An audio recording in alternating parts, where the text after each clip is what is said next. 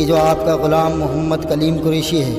اس کی روح کو پیش کرتے ہیں۔ یا اللہ ہمارے میاں کے وسیلے اور طفیل اس کی بخشش و مغفرت فرما۔ محمد کی قسم وہ مرتے ہی جہنم کے دروازے سے جہنم کے اندر داخل سے اللہ پر وہ امید نہیں جس اللہ نے اسے یہ امت توحید کے علاوہ کسی بات پہ نہیں جڑ قادری، نقش بندی، چشتی، سہروردی نور اللہ مرقدہ کے دربار کرم میں پہنچا دو۔ آپ کے وسیلے اور توسل سے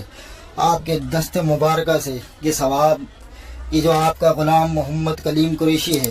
اللہ سے ڈر کے اللہ کے گھر میں رسول کے منبر سے یہ کہہ رہا ہوں، غور کیجئے، اللہ کی قسم اگر کوئی شرک کرنے والا حالت صیام میں، روزے کی حالت میں، بیت اللہ کا طواف کرتے ہوئے، رمضان میں عمرہ کرتے ہوئے اس طواف کے چکروں میں مر جائے، رب محمد کی قسم وہ مرتے ہی جہنم کے دروازے سے جہنم کے اندر داخل ہوگا، اس کی قبر کو جہنم کا گڑھا بنا دیا جائے گا، اس کے طواف، اس کے رمضان کے عمرے، اس کے روزے کی قدر و قیمت نہ ہوگی، کیونکہ اس نے اللہ کی عبادت میں مردوں کو شریک ٹھہرایا، اس نے اللہ کی عبادت میں غیروں کو شریک ٹھہرایا، وہ سجدے اللہ کے لیے کرتا تو قبروں پہ کرتا، وہ رکوع اللہ کے لیے کرتا تو قبروں پہ کرتا، اپنے پیر کے پاؤں چھونے کے لیے کرتا، وہ نیاز اللہ کے لیے دیتا تو نیاز درگاہوں پہ دیتا، وہ قربانی اللہ کے لیے حج پہ کرتا تو قربانی درگاہوں اور عرصوں پہ جا کر کرتا، وہ اللہ سے محبت کرتا تو اس سے بڑھ کر اپنے پیروں سے محبت کرتا، وہ اللہ کا ڈر رکھتا تو اس سے بڑھ کر اپنے پیروں کا ڈر رکھتا، اسے اللہ پر اتنی امید نہیں ہے،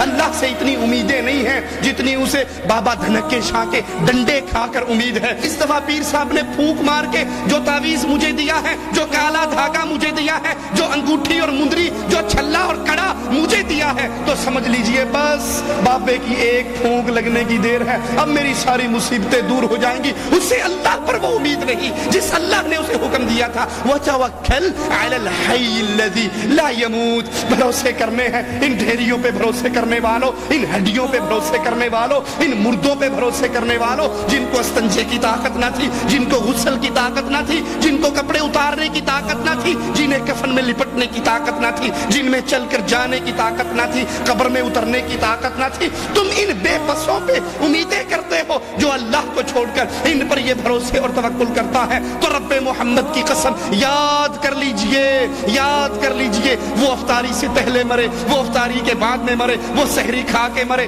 وہ حالت سیام میں مرے، وہ بیت اللہ میں مرے، اگر اس کے عقیدے میں شرک ہے، رب محمد کی قسم اس کی کوئی محنت، اس کی کوئی عبادت، اس کی کوئی چیز اللہ کے دربار میں قوت نہیں پائے گی،